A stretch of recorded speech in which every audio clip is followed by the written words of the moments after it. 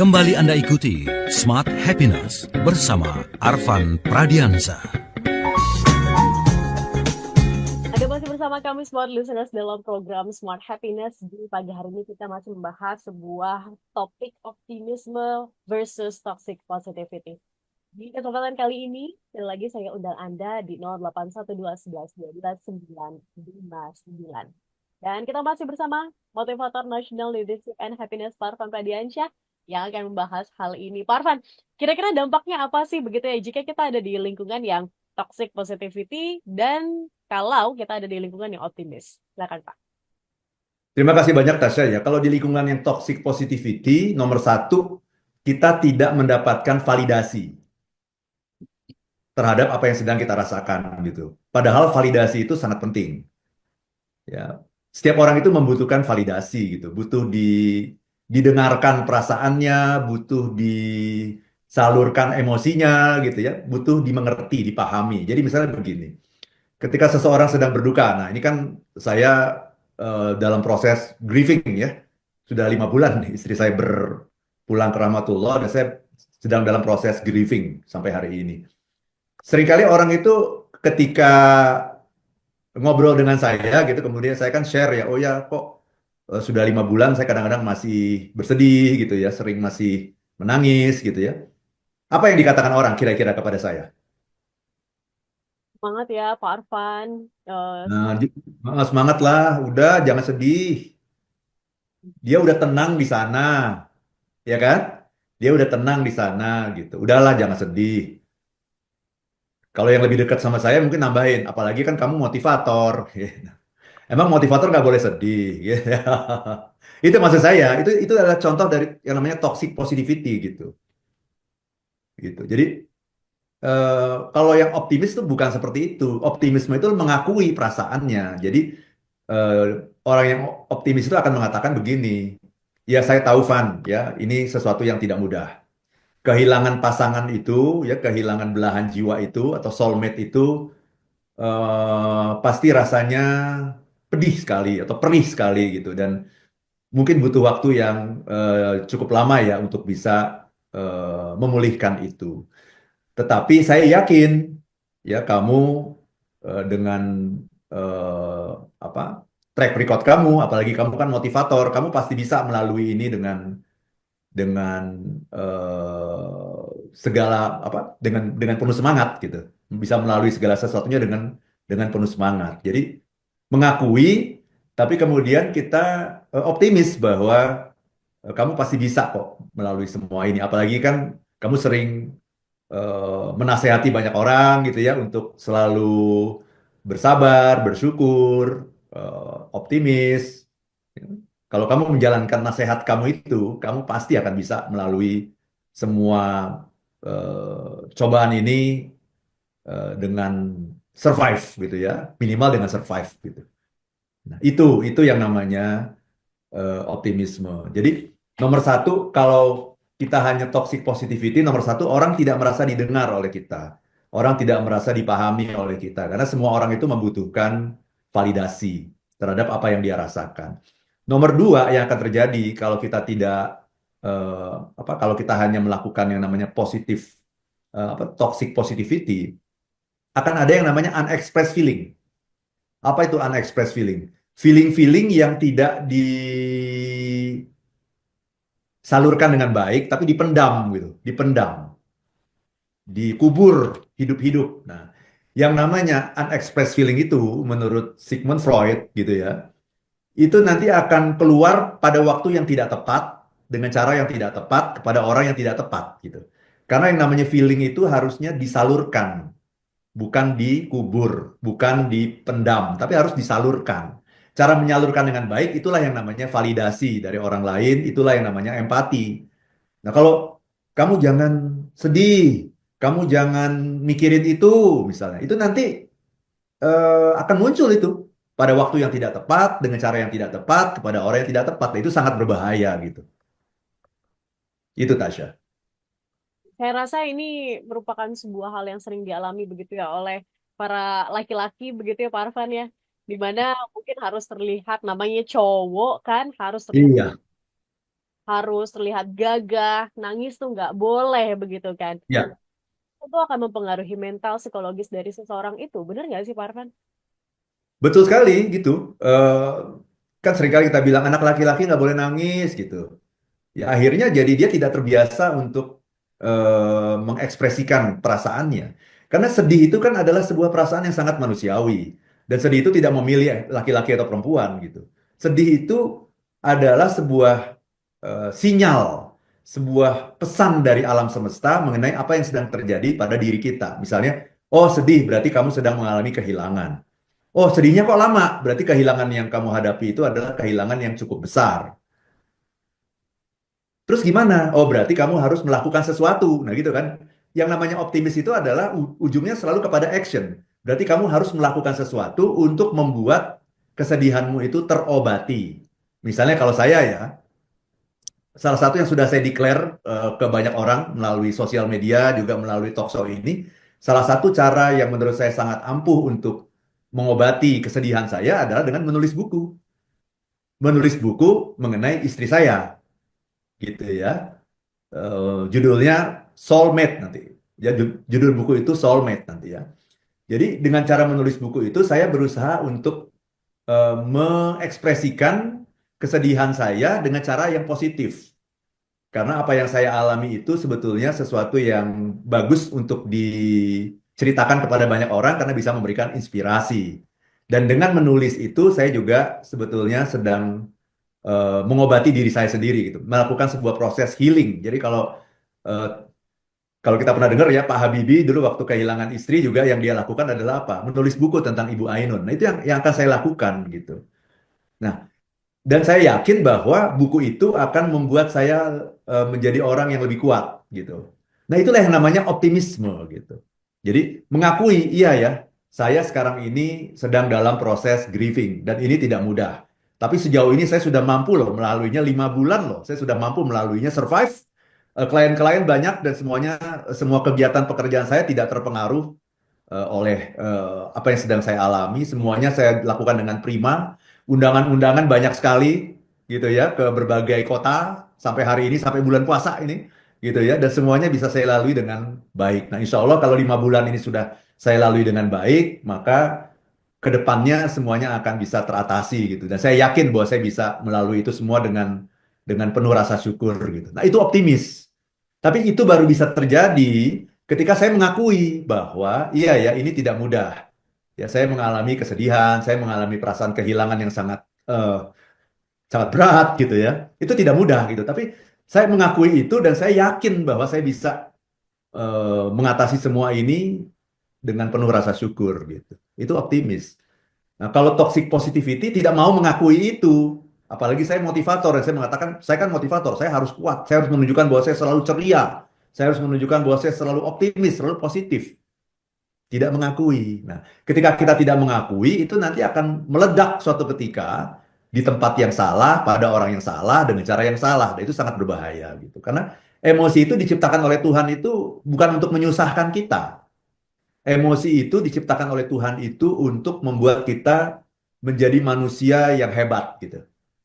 Jadi yang namanya manusia itu ya tidak harus selalu gembira, sumringah, ceria, tapi mengalami berbagai hal yang menunjukkan bahwa kita manusia gitu. Kadang-kadang kita marah, cuma kan perlu anger management, gimana cara mengelola kemarahan. Tapi bukan marah itu nggak boleh. Kadang-kadang kita kecewa, kalau kita kecewa, kita harus tahu kenapa kita kecewa. Apa yang membuat kita kecewa? Kita evaluasi. Nah, itu yang namanya optimis. Atau sedih. Kenapa sedih? Kita evaluasi kenapa sedih. Terus bagaimana cara supaya kita bisa kembali grounded lagi gitu, kembali ke fase happiness yang sebelumnya. Nah, itu yang namanya optimisme. Dengan mengakui semua perasaan, kita menjadi manusia seutuhnya gitu, Tasya. Gimana dampaknya ke relasi sosial begitu, Pak Arfan? Karena begini, kadang orang tuh nggak mau tahu ya apa yang ada di luar kita, apa yang ada di, maksudnya nggak mau tahu apa yang ada di diri kita. Mereka cuma tahu apa yang kita tampilkan begitu kan. Nah, Ya, ya tahu kebanyakan orang yang happy terus, yang terlihat happy terus juga tidak pernah sedih, tidak pernah marah. Itu kadang-kadang menjadi orang yang disukai dan mudah begitu mendapatkan sesuatu di dalam struktur sosial. Namun kan kita juga manusia, ada fasenya, ada momennya. Nah, bagaimana toxic positivity ini bisa mempengaruhi itu semua sih, Pak Arfan? Pertanyaan saya. Karena kita kan kadang-kadang ya itu dijudge by our social apa circumstances gitu kan, lingkungan Ya, sosial. betul. Karena ini nggak mudah gitu. Apalagi mungkin untuk anak-anak muda sekarang yang benar-benar hidupnya tuh berdasarkan apa penilaian sosial, apa judge dari orang luar. Ini gimana Pak? Ya, Gitu ya. Izin untuk very dijawab. good question. Pertanyaan yang bagus itu. Kita akan lanjut di sesi selanjutnya. Sesi terakhir masih bersama dengan kami, masih membahas sebuah topik yang penting yang harus kita tahu banget nih smart listeners, optimisme versus toxic positivity. Harus kita tahu perbedaannya dan harus kita sadari begitu ya kehadirannya. Anda masih akan terus bersama kami sekali lagi di 0812 11 12 959. Anda bisa bergabung bersama kami dalam program. Kembali Anda ikuti Smart Happiness bersama Arfan Pradiansa. Satu sesi terakhir Anda masih bersama kami Smart Listeners dalam program Smart Happiness. Kira-kira pernah nggak sih Smart Listeners Anda ada di lingkungan yang mungkin bukannya memberikan optimisme di dalam kehidupan, tapi justru memberikan toxic positivity. Atau justru Anda merasa bahwa, aduh Mbak Tasya ketika mendengarkan talk show ini, ternyata saya loh pelakunya yang suka memberikan toxic positivity. Kadang karena kita nggak sadar begitu ya smart listeners bahwa apa yang kita lakukan oh ternyata ini ada di jalan yang kurang tepat begitu dan akhirnya bisa berganti menjadi lebih baik menjadi lebih optimis. Di kesempatan kali ini kami masih mengundang Anda di 0812 11 12 959 kurang dari 15 menit masih ada waktunya tapi jangan khawatir. Namun kita mau tanya dulu nih sebelum saya move ke pertanyaan yang sebelumnya sudah saya tanyakan begitu ya Pak Arfan ya.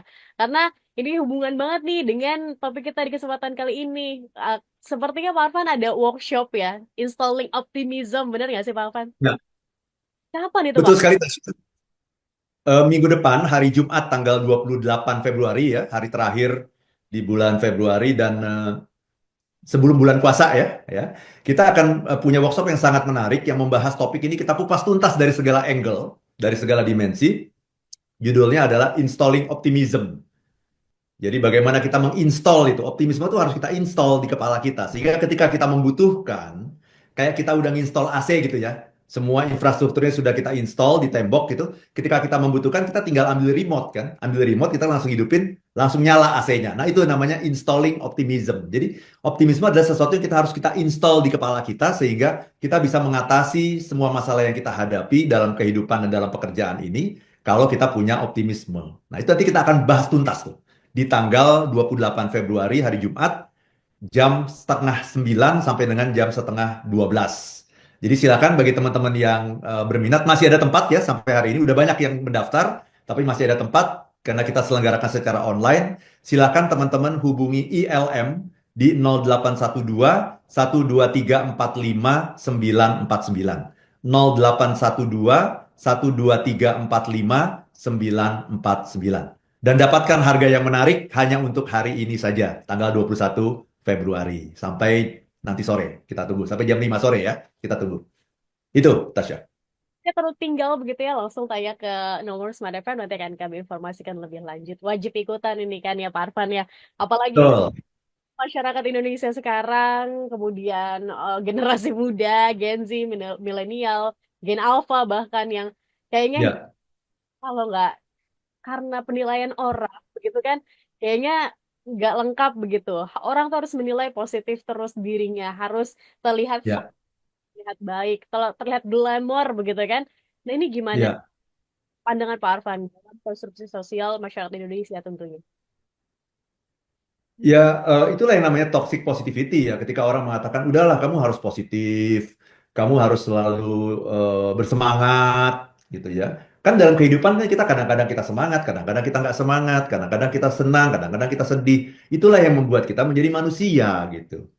Jadi kalau saya kan sering tuh teman-teman, sahabat-sahabat saya mengingatkan, kamu kan motivator, tunjukkan dong bahwa kamu selalu bahagia. Ya, saya bilang, ya saya kan manusia biasa, justru dengan menunjukkan bahwa saya juga bisa bersedih, saya juga bisa menangis, itu adalah menunjukkan bahwa saya itu manusia, gitu.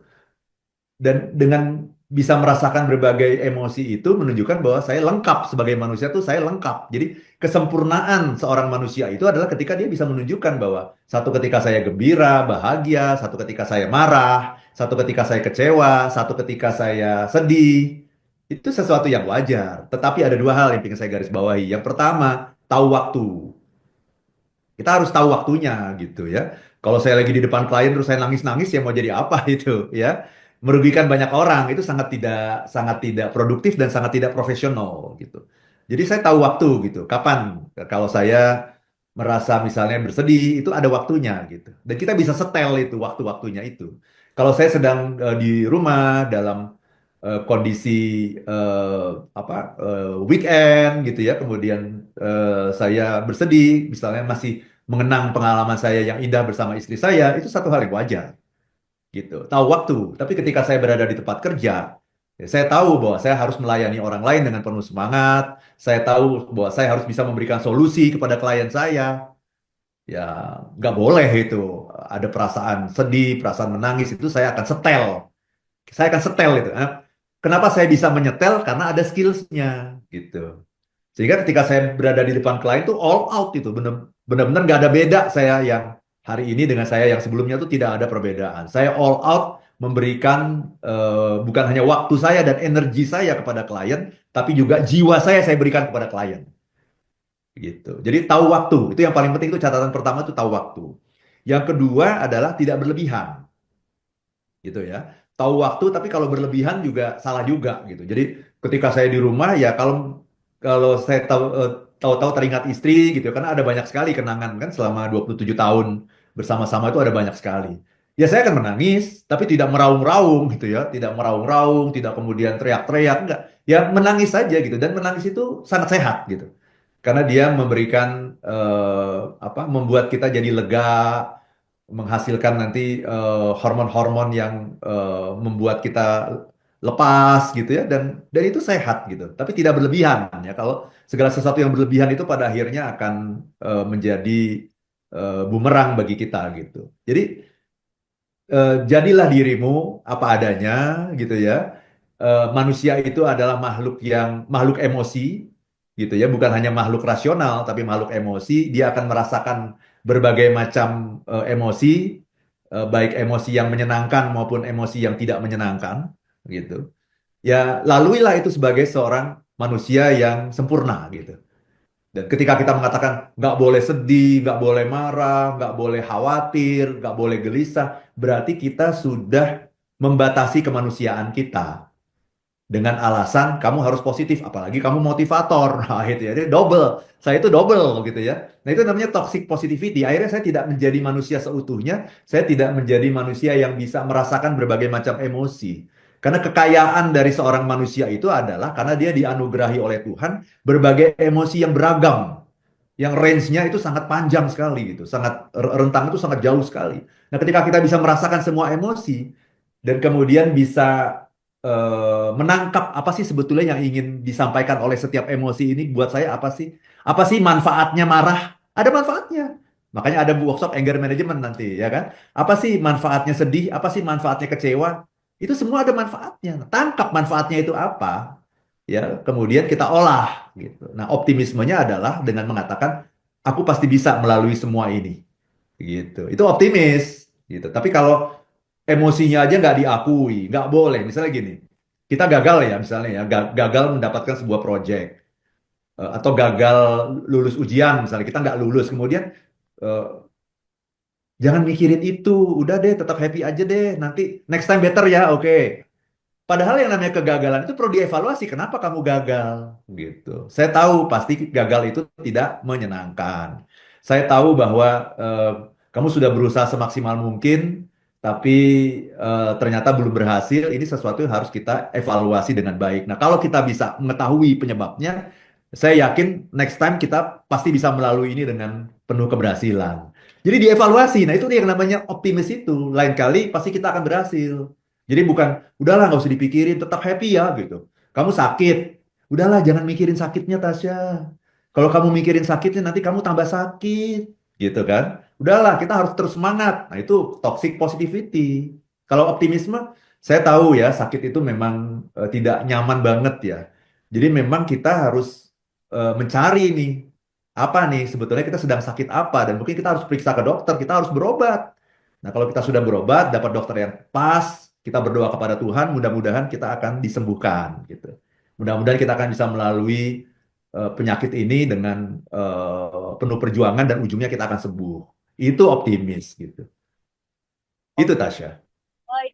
Pak Arfan, terima kasih untuk insight-nya, tapi kita harus tutup karena waktunya terbatas sekali. Oke. Ya, Ya, yang mungkin yang masih ingin bertanya ataupun ingin berkomentar, boleh mungkin bergabung di minggu depan lagi ya dengan yes, kita ikut workshopnya. Installing Optimism. Nah, itu dia. itu sih jawabannya begitu ya jika ingin tahu lebih, Ya. belajar lebih optimis. Ini juga bisa ya Pak Arfan ya untuk para orang tua yang mau menginstal optimisme kepada anak-anaknya juga bisa ya Pak Arfan ya. Oh iya, iya, iya. Sebagai orang tua malah double lebih penting lagi. Kenapa? Karena kalau anak itu hanya menginstall optimisme di dalam dirinya, kalau orang tua itu dua. Pertama dia install dulu optimisme di dalam dirinya. Yang kedua, dia bisa mentransfer optimisme itu kepada anaknya. Jadi perannya menjadi jauh lebih penting gitu. Peran ganda. Begitu juga para leader di perusahaan itu. Ya kalau kita cuma jadi karyawan, perannya sebagai karyawan itu hanya menginstal optimisme dalam diri. Nah, kalau jadi leader kan gimana tim kita semuanya jadi optimis, penuh semangat karena yang akan memenangkan persaingan di tahun 2025 ini bukan orang yang pinter, bukan orang yang terampil, itu semua akan kalah, bukan orang yang punya networking, tapi orang yang optimis. Karena optimis itu dengan optimis itu kita sudah sampai sebetulnya ke target kita, ke tujuan kita, sampai secara mental. Nah, itu nanti yang namanya mental creation. Kalau udah nyampe secara mental, nah baru nanti kita lakukan perjalanan secara fisik. Nah, itu juga butuh perjuangan yang besar, butuh kesabaran, butuh ketekunan, keuletan gitu. Tapi yakin bahwa kita sudah sampai, kita akan sampai. Kenapa? Karena kita sudah sampai secara mental. Mental creation mendahului physical creation. Itu Oke, Tasya. terima kasih untuk insight-nya dan terima kasih smart listener sudah bergabung bersama dengan kami di kesempatan pagi hari ini. Kita berjumpa di minggu depan. Dan untuk Anda yang ikut workshop, berjumpa lagi sama Arfan, Pak Arfan di tanggal 21 ya Pak Arfan ya? Yes, 28. 29 28 Februari minggu depan. Februari 2025. Oke, dan kita harus tutup. Terima kasih sekali lagi smart listeners. Akhir kata saya Tasya Rustama. Dan saya Arfan Pradiansyah. Wanna be happy Be happy. Be now. happy now.